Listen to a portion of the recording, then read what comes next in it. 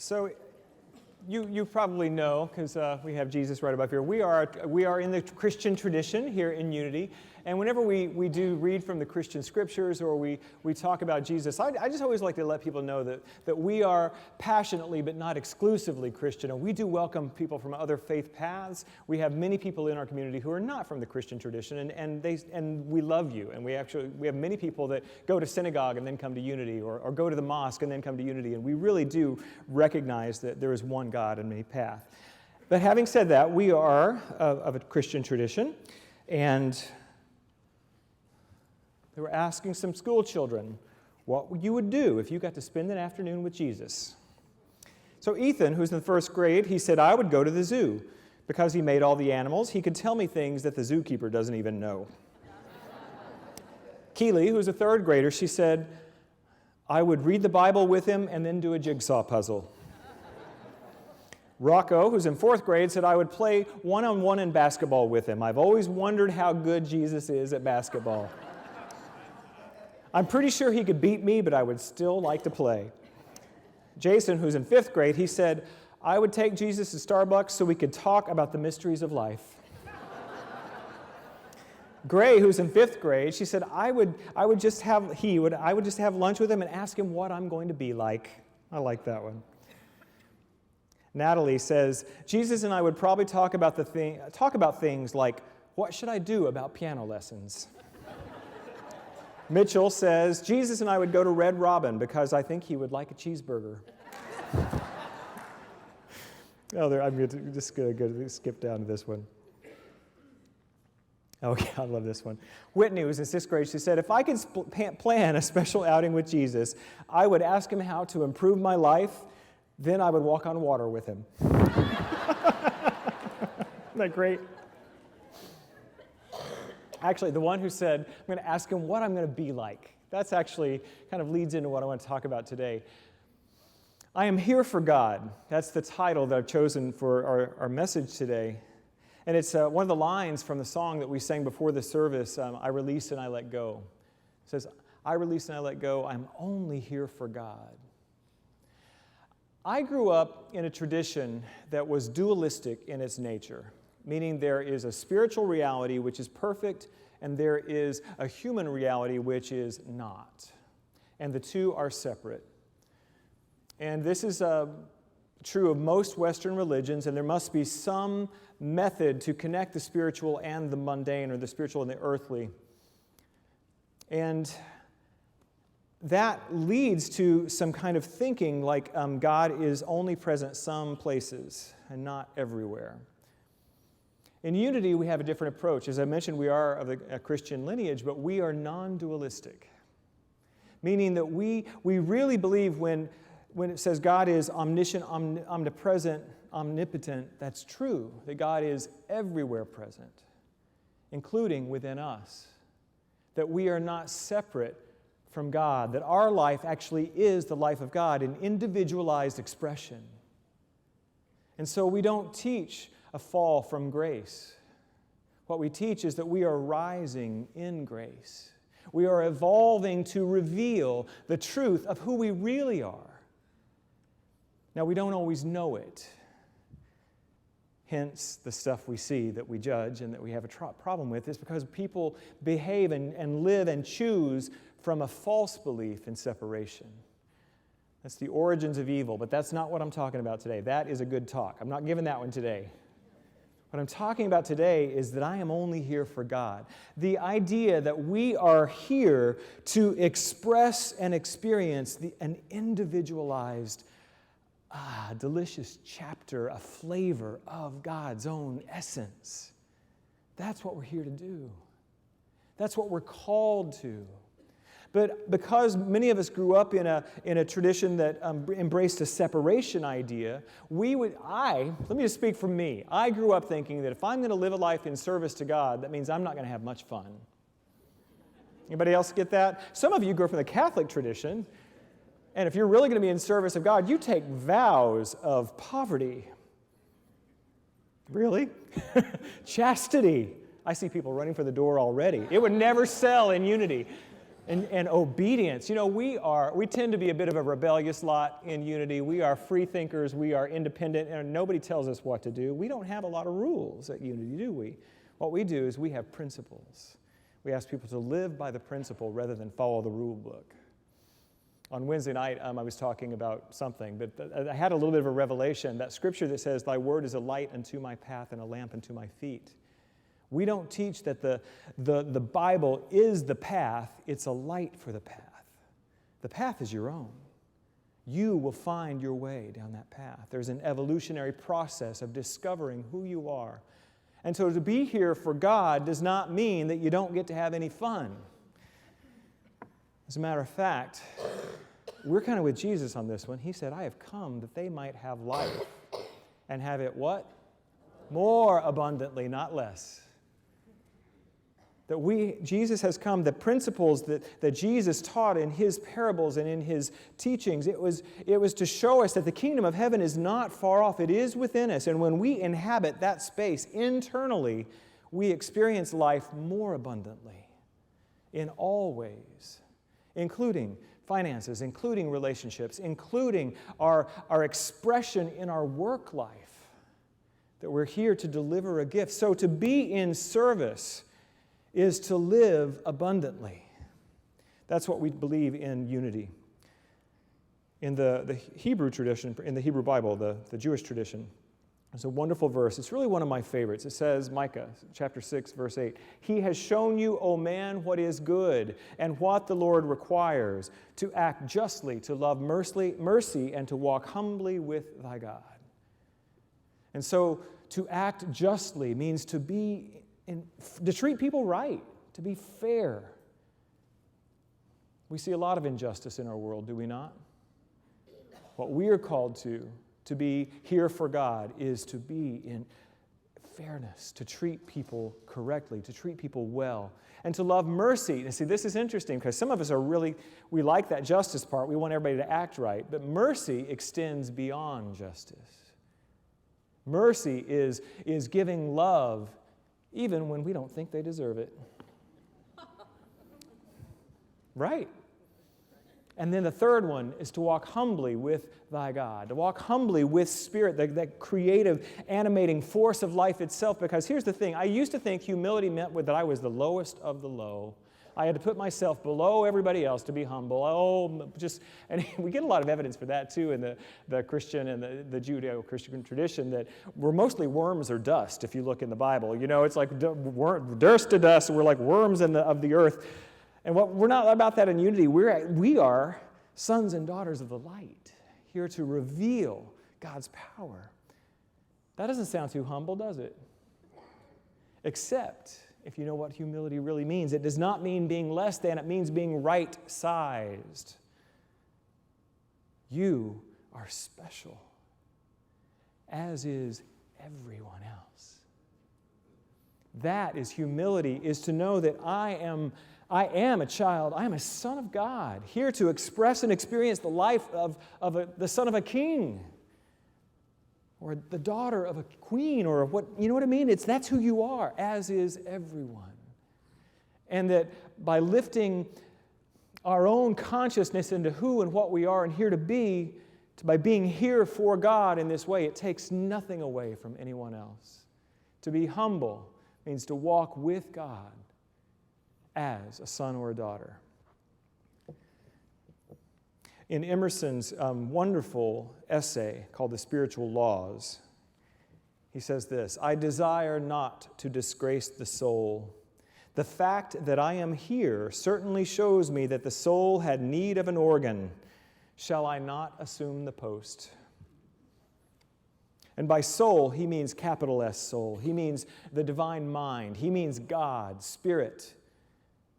The fact that I am here shows me that I am needed. The fact that you are here. Actually, sometimes I just like to hear y'all talk a little bit. Repeat after me. The fact that I am here shows me that I am needed. Shall I not assume the post? What do you think? Should we do it? All right, let's go home now. That's really what we're talking about. No, don't go home yet. We haven't taken the offering yet. You have to wait just a little bit. And I love the phrase he says. I've known that quote for a long time, but I reread the essay, and I forgot that part. I'm going to get it again, just to make sure I get it right. I desire not to disgrace the soul.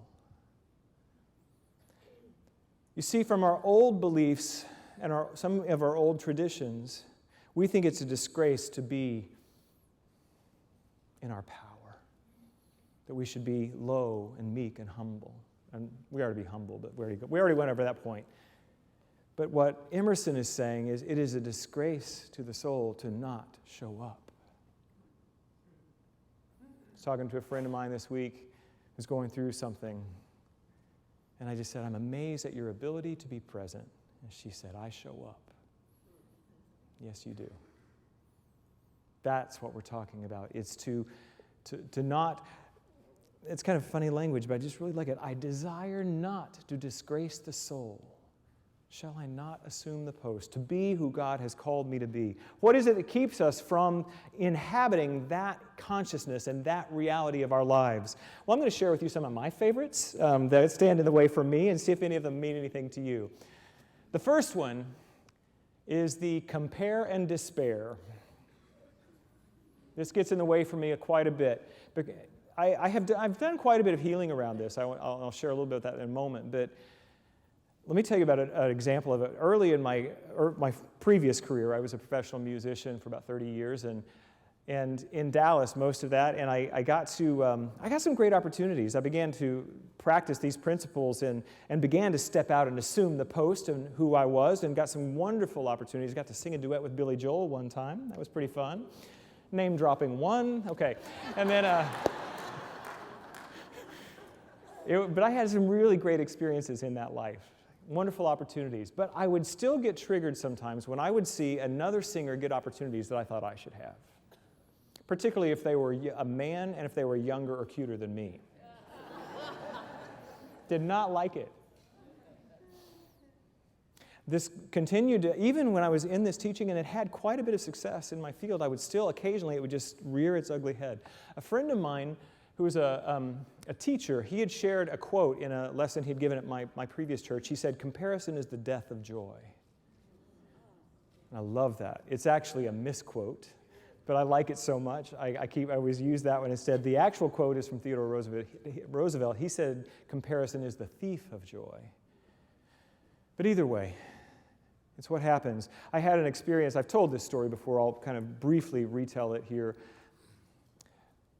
I was at Agape in Los Angeles, the Agape International Spiritual Center, which is founded by Michael Beckwith, and the music director there is the amazing Ricky Byers-Beckwith. I was there for a music conference. This was probably 16, 17 years ago. And we were doing a visioning process, which is this wonderful spiritual practice that Michael created for getting divine guidance for your life. And the question that we were all asking was, what is God's idea for my music ministry? And I was in a real place of receptivity, and I'm in this, and I asked the question, what is God's idea for my music ministry? And what I was expecting was some glorious insight or direction, and what I got instead was my voice of comparison. And what it said to me was this: who are you kidding? Even if you get your stuff together, you're never going to be as good as Ricky Byers. It hurt. I was like, still? After all this work I've done in all these years, I'm still that comparison thing, the compare and despair. It's continuing to dog me. But then, the first voice to speak, I think is what the chorus says, is the ego. But if we'll just sit for a minute and listen a little bit more, there's another voice, and that other voice spoke to me. And it wasn't English, but it was a transmission of truth. And I don't know if it was from God, from my soul, from my higher self, the Holy Spirit. I don't care. Here's what it said. It says, Michael, I'm seeking to give you an experience of life that is pure joy. And when you compare it to that of another, you shut it down. And I experienced what we would call in the Pentecostal church, where I grew up Methodist and Pentecostal, got a double dose of wonderfulness. And in the Pentecostal tradition, there's a term called the conviction of the Holy Spirit. And I was convicted by the Holy Spirit that day. It was a heaviness that sat in my heart when I just looked back at my life and saw that I had been doing this for my entire life. God was seeking to give me an experience of me stepping into and assuming the post of my own wonderful expression of God, and I was saying it ain't good enough. It's not as good as Ricky, not as good as Hunter Sullivan, who's a singer in Dallas that used to really irritate me because he was so good. He is good. He's really good. And I realized the heaviness of that, but it was not guilt or shame. It was just an awareness of how I had been making this error over and over and over again, and I said, no more. You know, we didn't need somebody else to be Ricky Byers. She had it covered. She was doing it well. God was waiting for Michael Gott to show up. So I said, yes, I'll assume the post. So can we be open to the idea that maybe we can release our comparing and trust that our expression is right? We are the one. Another thing that I would like to encourage us to let go of that might be standing in the way of your assuming the post might be your judgment. Am I judging you about that? We judge others. But Jesus was very clear, and psychology has proven it, is as we are judging others, we are judging ourselves. And here's the way this works. Jesus said it this way, judge not lest you be judged. With the same measure you judge others, it will be judged unto you.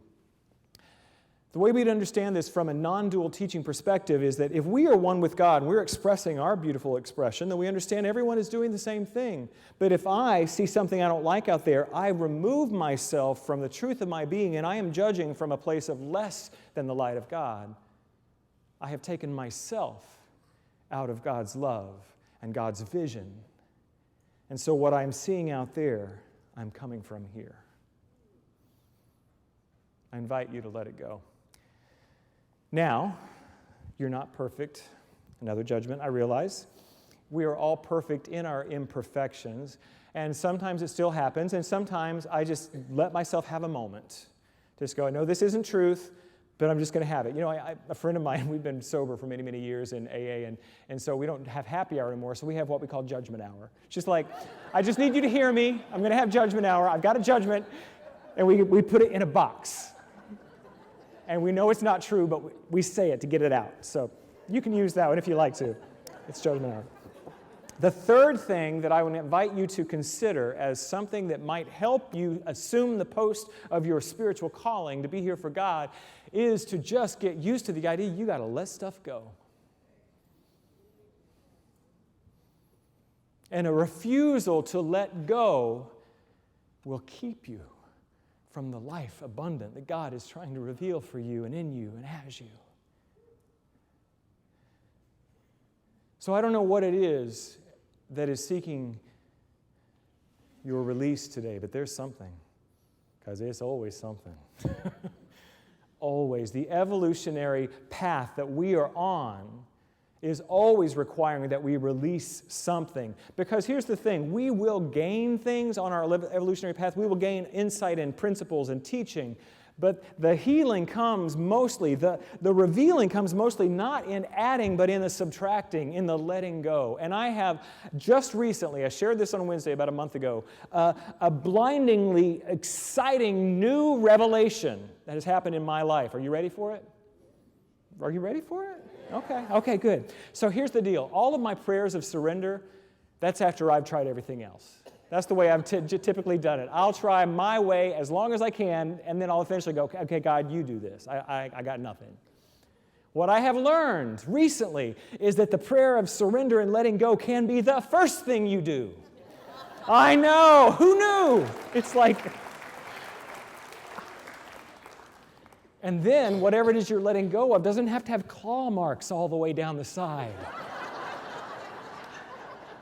You can let go early and often and trust that God knows what it's doing within you and on your behalf.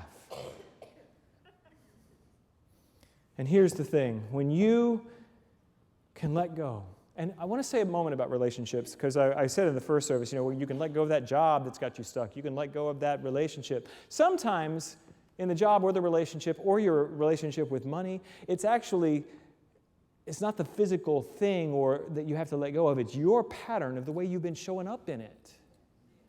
You've got to be willing to let go of your old way of seeing it. Let go of your old way of being in it. A woman came through the line after the first service and she said, it's amazing how much better my relationships got when I let go. We're waiting for them to get it. What if we let it go? And when this happens, when we stop comparing, stop judging, when we just give up and let God run our lives, we step into a chapter of our lives of amazing freedom and a word that I don't use much, but it's been coming up a lot for me lately, happiness. Do you want to be happy? I used to teach a lot, and I still do, and you'll probably hear me say it again, that I don't believe that we teach that happiness and success are goals for you. They're not worthy of your soul. What I believe is actually that we are called to live a life of fulfillment, of receiving an awareness of who we are and delivering our gifts into the world. And when we do that, when we show up for God, when we are here for God, happiness and success are natural byproducts of who we are. We're living the life we're called to live. And you get to be happy. How's that feel? The Course in Miracles says this in Lesson 101. God's will for me is perfect happiness. How's that? Does that feel good? Can I try that on? Let's say it together. God's will for me is perfect happiness. And Lesson 103 says, God, being love, is also happiness. To fear God is to be afraid of joy. And we've done it. We've all been afraid of joy. The pain may not be pleasant, but it's familiar. It's an inside job.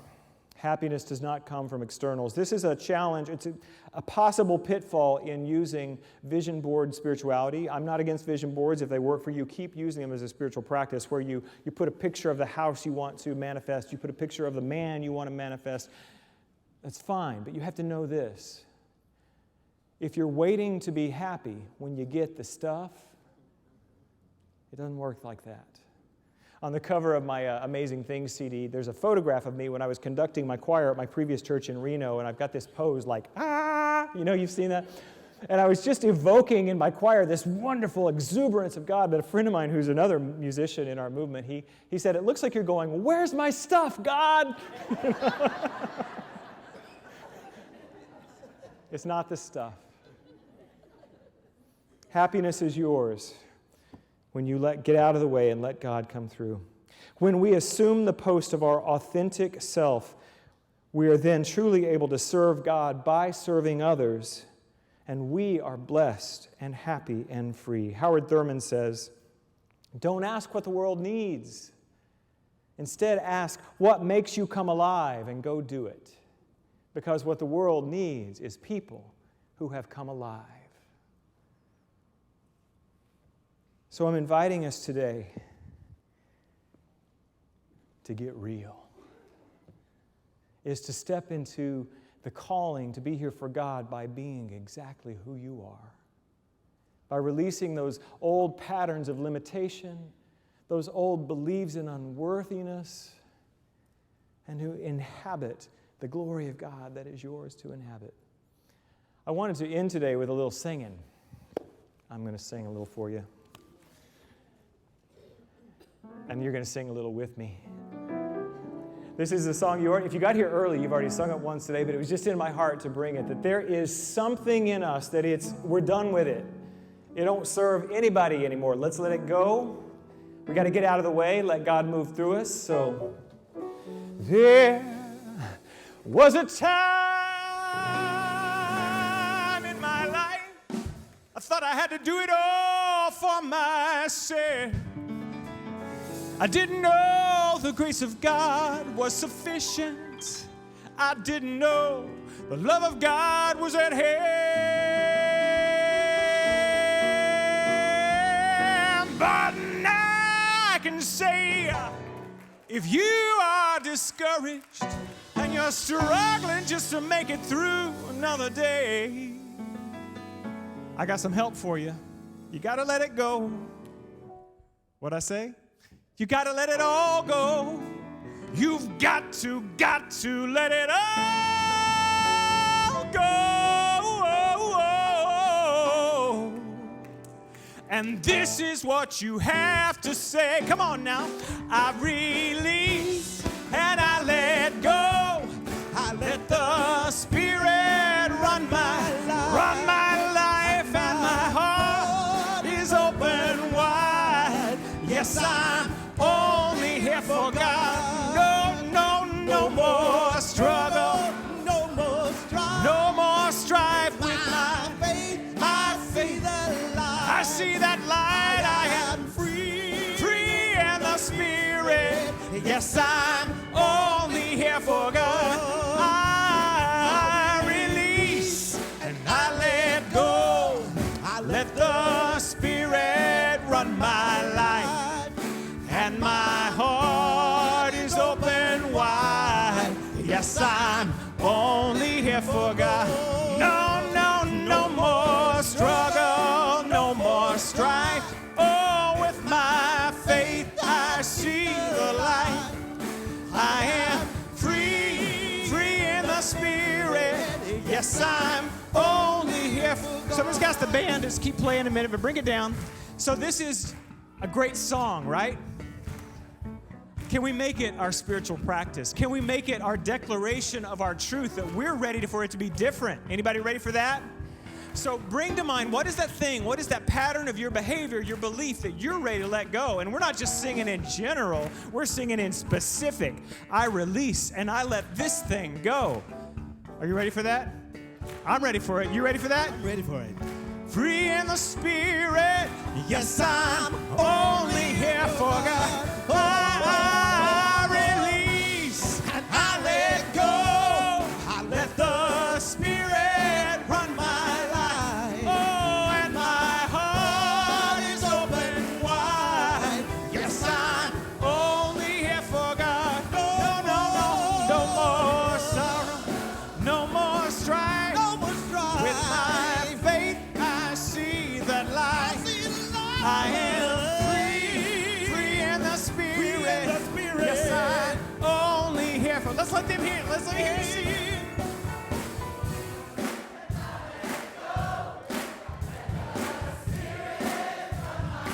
I believe you.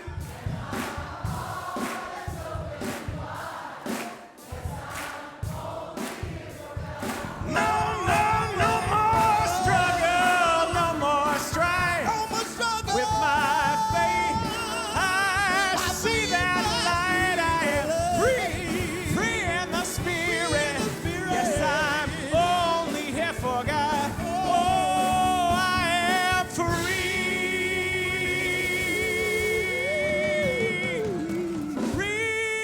in the Spirit. And to get free, you got to find your yes. Let me hear ya. Yeah. Yes, I'm